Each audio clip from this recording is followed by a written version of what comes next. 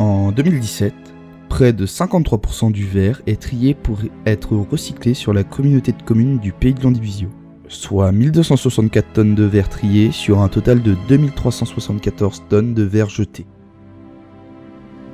Il est utilisé de différentes manières: vaisselle, bouteilles, vitres, verres de laboratoire, mais pas seulement.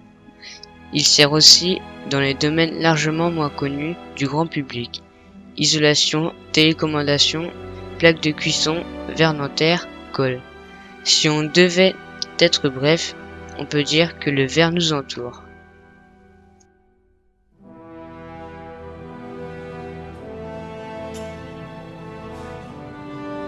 Sa production nécessite du sable, de la soude et du calcaire. Le tout est chauffé à 1300 degrés Celsius.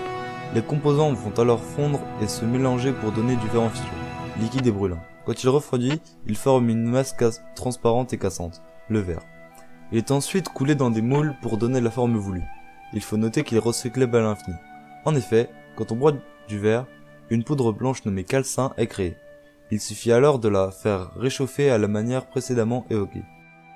Tout cela est bien beau, mais si l'on continue à ce rythme, bien que nous recyclons en partie le verre, le sable, qui est le principal composant du verre, pourrait bien arriver à manquer, si bien que des tonnes de sable sont récoltées dans chaque coin de la planète et défigurent notre écosystème et la nature. D'après le site planetoscope.com, depuis le 1er janvier, 1,819 milliard de kilogrammes de sable ont été extraits des fonds marins, soit approximativement 2400 kg de sable extraits par seconde. Chaque année, 75 milliards de kilogrammes de sable sont extraits. Ce sable a une valeur immense. Le commerce du sable et des granulats génère 54 milliards d'euros par an. Le sable et les granulats sont la troisième ressource la plus utilisée au monde après l'air et l'eau. Comme évoqué précédemment, quand on broie du verre, on obtient un matériau nommé calcin et on peut refabriquer du verre.